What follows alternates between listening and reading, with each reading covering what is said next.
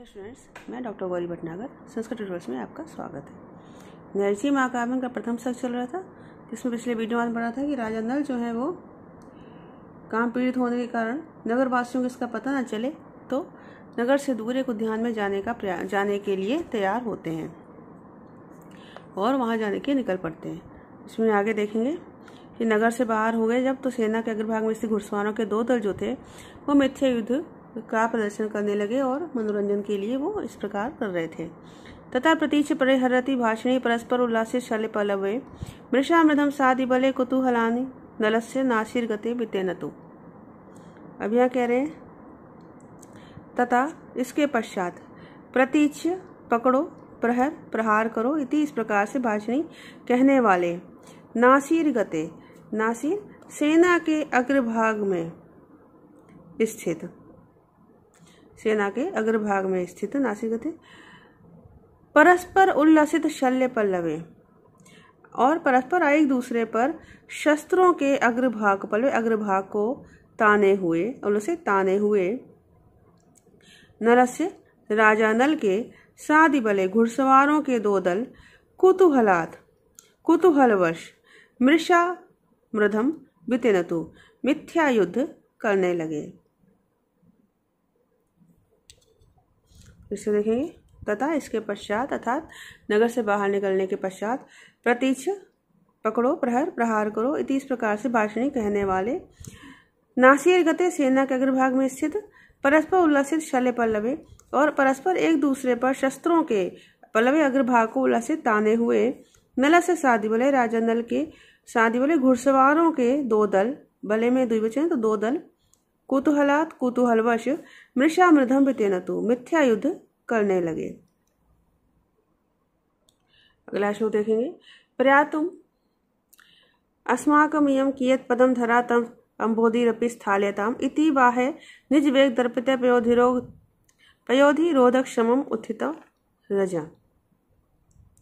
अब यहाँ पे कहते हैं घोड़ों के दौड़ने पर धूल उड़ रही है तो कवि ने कल्पना की घोड़े मन में सोच रहे हैं कि हमारे दौड़ने के लिए पृथ्वी छोटी होगी तो समुद्र को ही स्थल बना दें। तो देखेंगे इयम धरा यह पृथ्वी अस्माकं प्रयातुम कियत पदम हमारे प्रयातुम चलने के लिए कियत पदम कितने पद होगी, यह पृथ्वी हमारे चलने के लिए कितने पद होगी कितने कदम होगी। तत् अम्बोधि अपि स्थाल्यताम तो समुद्र को भी स्थल बना दिया जाए, तो ये समुद्र भी स्थल बन जाए। इतेव ऐसा सोचकर निज वेग दर्पिते अपने वेग के गर्व से गर्व में चूर वाहे घोड़ों ने पयोधि रोध क्षमम समुद्र को रोध पाट देने के लिए समुद्र को ढक देने में समर्थ रजा उत्थितम धूल उड़ा दी, इतनी धूल उड़ा दी कि वो समुद्र जो है वो समुद्र में गिरे और धूल से समुद्र पट जाए और इस तरह समुद्र स्थल बन जाएगा। फिर उनके गमन करने के लिए पर्याप्त स्थल प्रदेश उन्हें प्राप्त हो जाएगा। फिर से देखेंगे इयम धरा यह पृथ्वी अस्माकं प्रयातुम कियत पदम हमारे गमन करने के लिए हमारे चलने के लिए कितने पद होगी कितने कदम होगी। तद अम्बोधि अपि स्थाल्यताम तो समुद्र को भी स्थल बना दिया जाए, समुद्र भी स्थल बन जाए। इति ऐसा सोचकर निज वेग दर्पिते अपने वेग के गर्व में चूर वाहे घोड़ों ने पयोधि रोधक क्षमम समुद्र को ढक देने में समर्थ समुद्र को पाट देने में समर्थ रजा उत्थितम धूल उड़ाई। अगला श्लोक देखेंगे हरे यद क्रामी पदैक एकैन खम पदैश चतुर्विक्रमणे अपि तस्ना त्रपा हरिणामिति नम्रतानन्ये वृत्ति तैर धनवा कृतकर्मी। अब यहाँ कह रहे हैं कि घोड़े आकाश को लांघना चाहते हैं, किंतु उन्होंने ये सोचा कि भगवान विष्णु ने तो इसे एक ही पैर में लांघ लिया था, तो चार पैरों से अगर हम इसको लाएंगे तो हमारी लज्जा की बात है, तो आकाश को लांघने का उन्होंने विचार छोड़ दिया। फिर देखेंगे यत खम जिस आकाश को हरे भगवान विष्णु के एक एक पदा अक्रामी एक ही कदम से एक ही पैर ने लांघ लिया था, जिस आकाश को विष्णु के अकेले एक ही पैर ने लांघ लिया था। तस्य चतुर्भी पदे, उस आकाश को चार पैरों से क्रमणे अपनी लांघने में भी नह हम घोड़ों के लिए न हरिणाम हम घोड़ों के लिए त्रपा लज्जा की बात है। इति ऐसा सोच करी मानो नम्रता आनंद ने नीचा मुख किए हुए तय वे घोड़े अर्धनभा कृतकर में आधे आकाश का लंघन करके ही निवर्ती लौट पड़े। लय सोचकर आकाश में अपने आधे पैरों को उठाए हुए ही नीचे मुख वाले घोड़े वापस लौट पड़े। तेज दौड़ते ऊपर को दो पैर उठा लेते हैं घोड़े, जैसे उसके लिए कवि ने ये कल्पना की है। जहाँ प्रेक्षा अलंकार भी है और श्लेष अलंकार भी है। फिर से देखेंगे। यत खम, जिस आकाश को हरे भगवान विष्णु के एक एक पदे अक्रामी एक ही पैर ने लांघ लिया था। तस्य उस आकाश को चतुर्भी पदे चार पैरों से क्रमणे अपी लांघने में भी नह हरिणाम हम घोड़ों के लिए त्रपा लज्जा की बात है। हम उस आकाश को चार पैरों से लांघने में हम घोड़ों की लज्जा की बात है। इति ऐसा विचार कर मानो नम्रता आनन है नीचा मुख किए हुए तय वे घोड़े अर्ध नभा कृतकर में आधे आकाश का लंघन करके ही निवर्ती लौट पड़े। अगला श्लोक देखेंगे। यहाँ पर घोड़े जो चक्राकार रखने का प्रयास किया गया घुड़सवारों ने, उसका करेंगे, इसको देखेंगे। चमोचरास तस्य नृपस्य साधिनो जिनोक्तिषु श्राद्धतये सैन्धवा विहार देशम तमवाप्य मंडली मकार्यन भूरि तुरंग मानपी। अब कह रहे हैं तस्य नृपस्य चमूचरा, उस राजा नल के सैनिक साधनों घुड़सवारों ने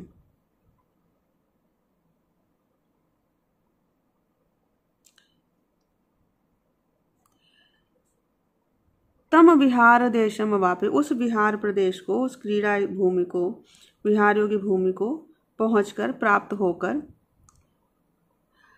तुरंग मानम अपि, घोड़ों को भी भूरि मंडलीम अकार्यन, घोड़ों को अत्यधिक मंडलाकार गति में उसी प्रकार घुमाया जिस प्रकार से जिनोक्तिषु जिनके प्रति श्रद्धा भाव रखने वाले, जैन दर्शन में श्रद्धा भाव रखने वाले, जैन दर्शन में श्राद्धतेव श्रद्धा भाव रखने वाले सैंधव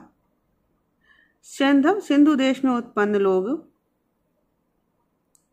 विहार देशम अवाप्य, जैन मठों को प्राप्त करके, जैन मठों में पहुंचकर मंडलीम अकार्यन, गोलाकार रूप में स्थित हो जाते हैं। कह पा रहे हैं जैसे कि जैन दर्शन विश्वास रखने वाले श्रद्धालु लोग अपने मठ में पहुंचकर, विहारों में पहुंचकर मंडलाकार खड़े हो जाते हैं, मंडलाकार रूप में बैठ जाते हैं, खड़े हो जाते हैं, स्थित हो जाते हैं। उसी प्रकार से घुड़सवारों ने भी उन घोड़ों को मंडलाकार या गोलाकार रूप में खड़ा करा दिया। फिर से देखेंगे। तस्य नृपस्य चमूचरा साधिनो, उस राजा नल के सैनिक घुड़सवारों ने तम विहार देशम वापे, उस विहार भूमि को प्राप्त करके, उस विहार भूमि में पहुंचकर तुरंगमान अपी, घोड़ों को भी भूरि मंडली मकार्यन, अत्यधिक मंडलाकार रूप में उसी प्रकार खड़ा कर दिया जिस प्रकार की जिनोक्तिषु, जैन दर्शन में श्राद्धतया श्रद्धा रखने वाले सैंधवा, सिंधु देश के वासी विहार देशम वाप्य, विहार प्रदेश जैन मठों को प्राप्त होकर जैन मठों में पहुंचकर मंडली मकार्यन, मंडलाकार रूप में स्थित हो जाते हैं।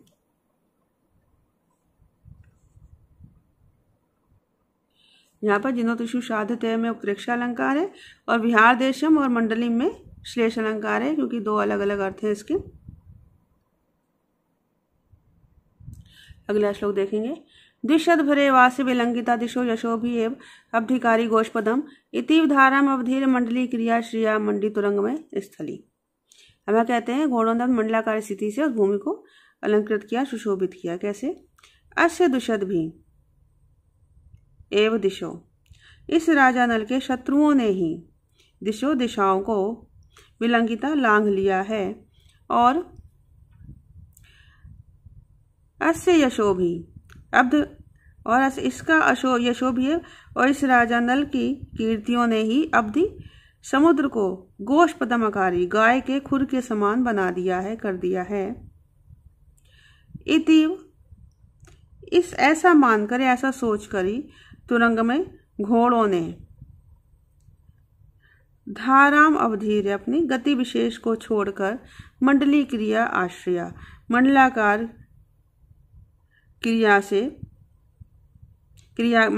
क्रिया की शोभा से स्थलिम अमंडी उस स्थली को, उस स्थान को अलंकृत किया। फिर से देखेंगे। अस्य इस राजा नल के दुष्यद्भी शत्रुओं ने ही दिशो विलंघिता दिशाओं को लांग लिया है। और इसकी अशोभी कीर्तियों ने ही अवधि गोष्पदम आकारी समुद्र को गाय के खुर के समान बना दिया है।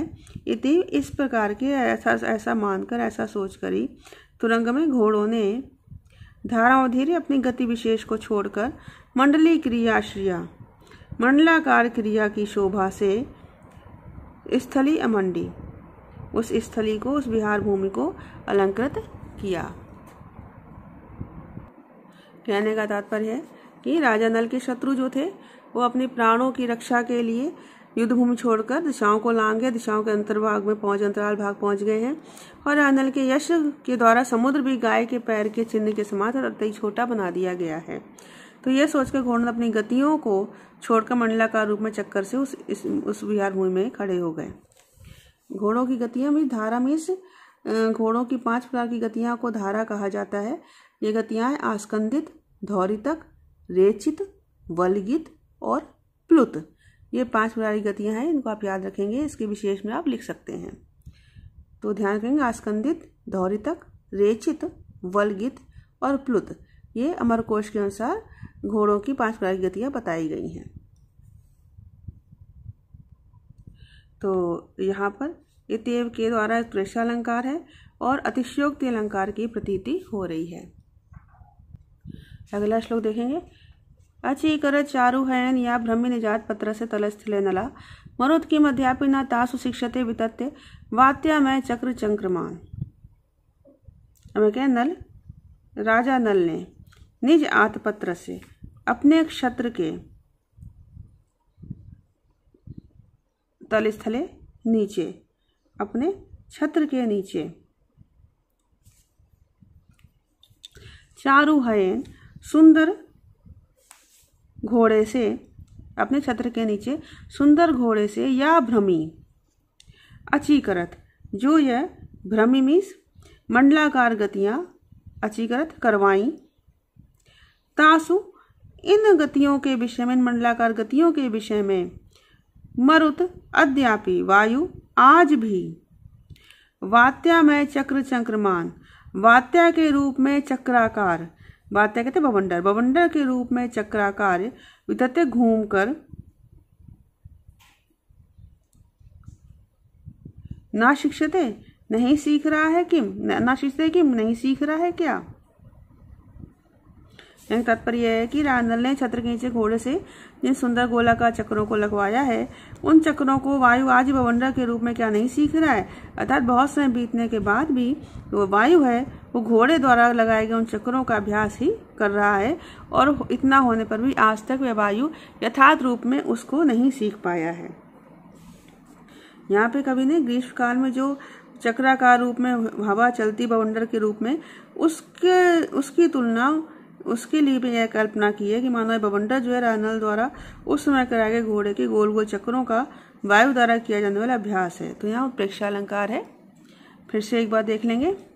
नला निजात पत्र से तल स्थले, राजा नल ने अपने छत्र के नीचे चार भय सुंदर घोड़े से या भ्रमी अचीकरण, जो मंडलाकार गतियां करवाई, तासु उन मंडलाकार गतियों के संबंध में मरुत वायु अद्यापि आज भी वात्या में चक्र चंक्रकान वितत्य बवंडर के रूप में चक्राकार घूम घूम कर ना शिक्षित किम नहीं सीख रहा है क्या। अगला श्लोक देखेंगे। विवेश गत्वा सा विलास कानम तक्षणाक क्षोणिपति धतिच्छया प्रवाह लागे श्रुतम सुषुप्तया हरि घन छायम अम्बसाम निधि। अब यहाँ कह रहे हैं तत् इसके पश्चात शोणिपति सह क्षणात्, शोणिपति वो राजा नल,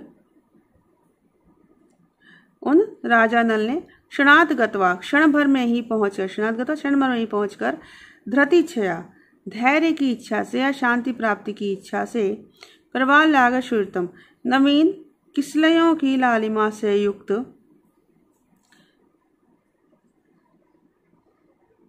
घनच्छायम घनी छाया से युक्त, विलास कानम विलास क्रीड़ावन में उसी प्रकार विवेश प्रवेश किया जिस प्रकार से, किस प्रकार प्रवेश किया, जिस प्रकार से हरि भगवान विष्णु प्रवाल राग श्रुतम मूंगों की लालिमा से युक्त, घनी छाया और मेघों जैसी कांति को धारण करने वाले अम्बसाम निधि क्षीर सागर में सुषुप्त्या सोने की इच्छा से विवेश प्रवेश करते हैं।